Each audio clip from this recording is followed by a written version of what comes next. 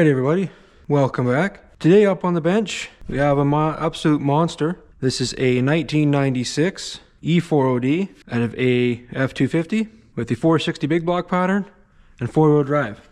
This thing had all sorts of codes. I'm willing to bet it's the solenoid pack. Would just act funny, would shift weird. So we're going to take it apart. We're going to start with our neutral safety switch and our shift lever. So for our neutral safety switch here, it's a 15 mil. So now we got that nut off. Off will come our lever. Then we have two 8 mils right here. We're going to pull our switch off. As you can see, this thing's absolutely filthy. It was used as a mud truck and a fun truck, and that's probably why the transmission's in the condition that it's in. All our fluid's going to come out, but that's all right. We got our bucket here. So let's flip it.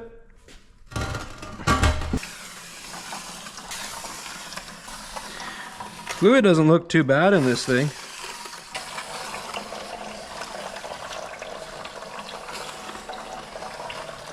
Alright, let's take our pan off.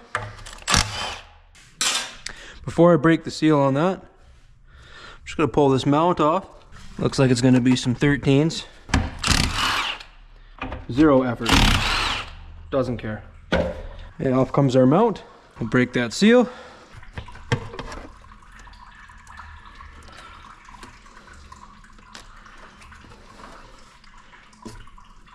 So these transmissions are amongst one of my favorites. And the reason being is how simple Ford did this. If you look at that, that's not very complicated. You can see different segments. So we have our solenoid pack assembly, we have our accumulator body, and we have our valve body. Laid out simply, beautifully, and it just looks neat the way it Tetrises together.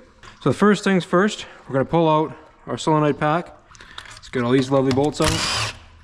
Now we do have a bunch of 10 mil nuts that I think I'm going to go around and get out now instead of dealing with them one by one when the time comes. We got all our T30s out. There's one 10 mil nut. 4, 5, and that looks to be it. If you're wondering, these nuts are on studs, and the studs help locate everything.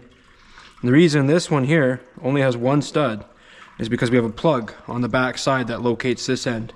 I'm going to wiggle and pull up on our pack.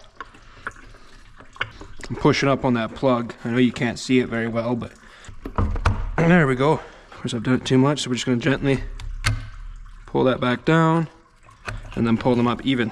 So here's our solenoid pack. Here's our O-ring. Now we'll get our 8 mil back up here and we'll break off our accumulator pack. Get in here and pull all these guys. Break them all loose. A lot of good looking fluid in this transmission. If you guys ever wondered why I have the extension on here when I don't need it, this is why. I can pretend it's a helicopter. As you know, heaven forbid I just get an impact with an 8 mil on it. Ooh, that's an arm workout.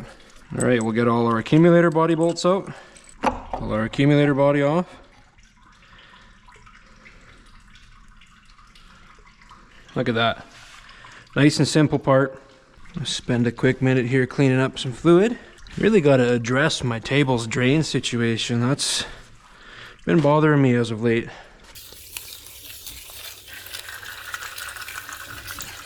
There, that one was for you, Mom.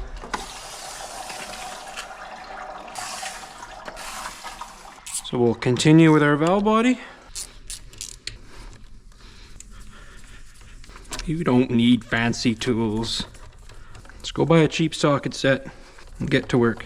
Tired of all these guys working with fancy equipment, fancy tools. It's not in the tools, it's in the guy doing the work. It's the first half of our valve body.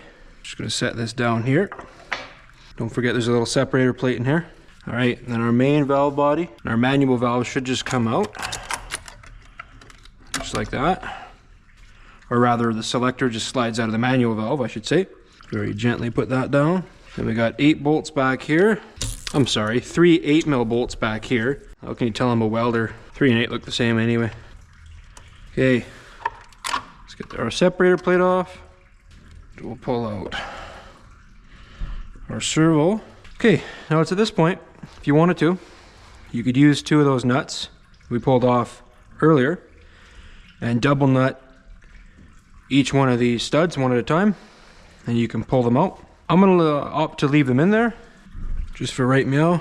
Gonna do some more fluid cleanup.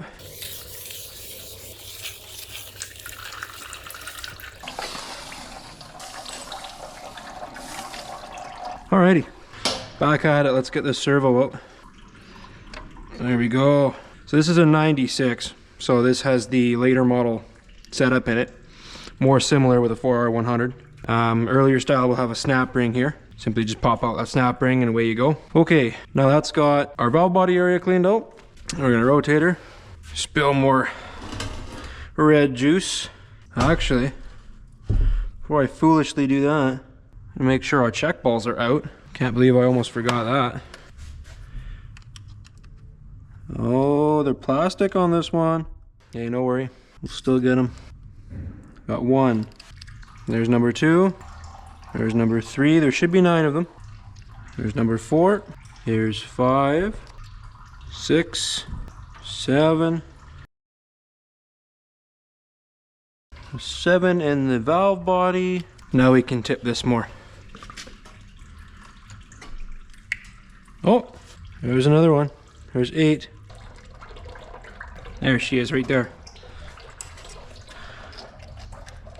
There's 9. So there's 9 in there. We're not quite doing our center support bolts just yet. Okay, on E4OD, when we're pulling the pump bolts out, there's 10 mils. Now we don't, on an E4OD, want to go on behind with a pry bar, because we will break the case. So instead we're going to pull our input shaft out like this, so that it's just in the front half of the stator. I'm going to pull on it. I'm just going to walk it back and forth. I'm not beating on it.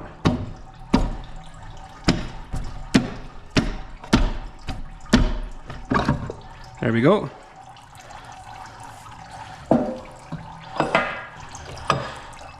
Got our input shaft out. Let's get some more fluid cleaned up.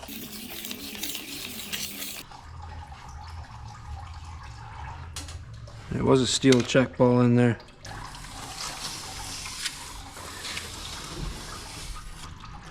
Okay, back at it. Let's take our pump apart. Oh, there she goes. Okay, let's pull her apart. Just gonna let that one drop down. Let's pull our stator out. We'll set that over here. Oh, that's bright. Okay, let's take our pump gears out. Ah, they're suctioned in there. Come on. Okay, there's our inner gear, and the outer gear doesn't want to come out, no, does it? There we go. Okay, let's check our pump cover. No real major wear in there, that all looks well. You're looking for ridges or gouges. The same thing goes for your pump gears. You're looking for ridges where they would have ridden, or gouges for something getting sucked up from the pan, and that all looks well. Carefully set this back in here, just for now. And you're looking for that same kind of wear on the stator here, in here where they ride, and you can see my finger goes across no problem. My fingernail doesn't catch anything except for the actual divots themselves, but right here, nothing, no gouges.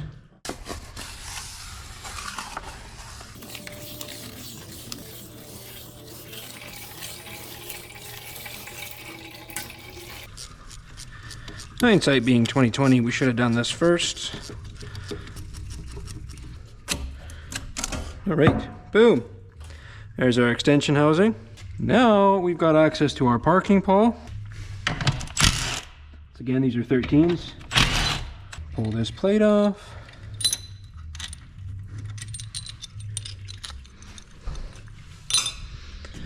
Then we can pull out our actual parking pole and spring. Make sure you catch that spring. There's the dowel it rides on. Now this is obviously our internal parking mechanism. We're gonna leave that in. I'll scoot that over here for now. Alrighty. So now we're into the guts. The first thing we're gonna pull out is the coastal clutch cylinder and our bearing. And then we'll pull out our coastal clutches. There we go, got her started. We'll be able to do the rest by hand, and we did. So now we can pull out our coastal clutches. And here they are. Set these down here politely, or at least try to. Okay, now we'll get our overdrive planted out.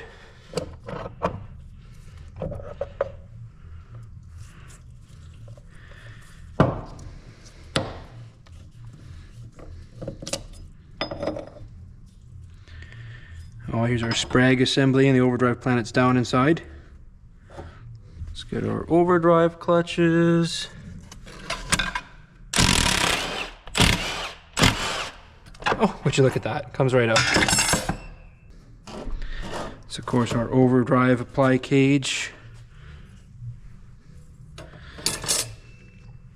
We'll get our center support out. It's moving, but it's a little tight in there. I bet you, if we came in with both hands. Ow. Ooh, that hurt a bit, but I was able to get both my hands behind here and just pull it straight out. It's like a plastic thrust washer of the sort. Okay. Now out comes our intermediate clutch pack.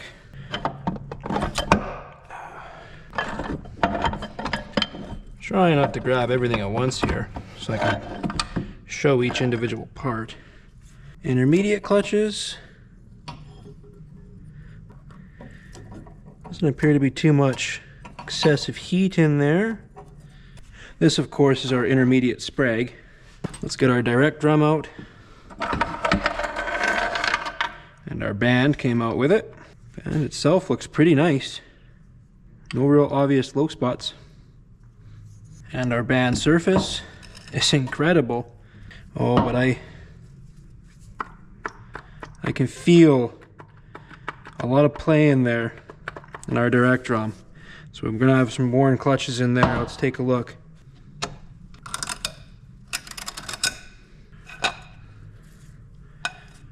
Set our drum back down.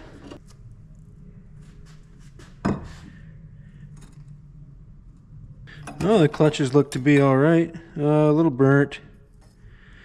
They're not really worn though, that's the thing. But we gotta look at all of them. Oh, that looks alright. We'll do a separate video, really in depth on these sub-assemblies here. Up next is our forward drum.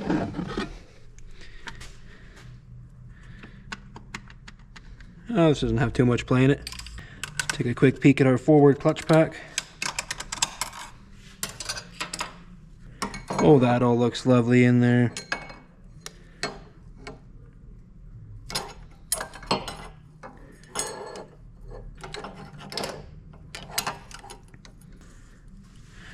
Those all look decent. Next we got our front planet. And of course the ring gear for that. Now one thing I don't like about these Ford trannies is the aluminum carriers here. I think that's just absurd.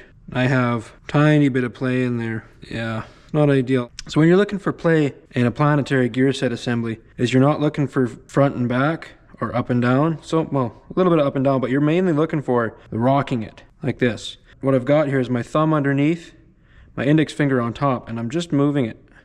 And I can just barely feel a little bit of wiggle. But yeah, a lot of wear here on our thrust washer. It's definitely a higher mileage transmission, was in need of repair. That copper surface is going away. Yeah, these Ford aluminum planets I'm not a huge fan of. I like steel, I like ridiculously strong stuff, even if it doesn't have to be.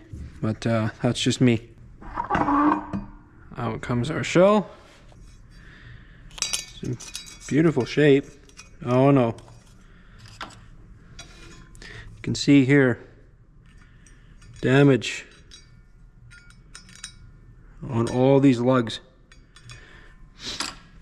That's from the aggressive reverse engagement is what causes that. See, it locks in on the lugs here on our direct drum. Okay, and finally We're gonna have our rear planet and our reverse clutch hub. There we go. Here's our rear planet, again with an aluminum carrier. And another snap ring. There we are. All the way down in the bottom here, there's a snap ring around the output shaft. And there we go. That's for our rear planet. Okay, now we're dealing with slippery stuff here. Now you can see that snap ring a lot better. We're trying to get up in there. There we go. So we got our snap ring out nicely. And now out comes our reverse hub. Reverse hub and the ring gear for our rear planet. Now, of course, we have our reverse clutch pack. We're almost done. Then we'll clean up and go over everything so that you can see it all. Reverse clutches look good.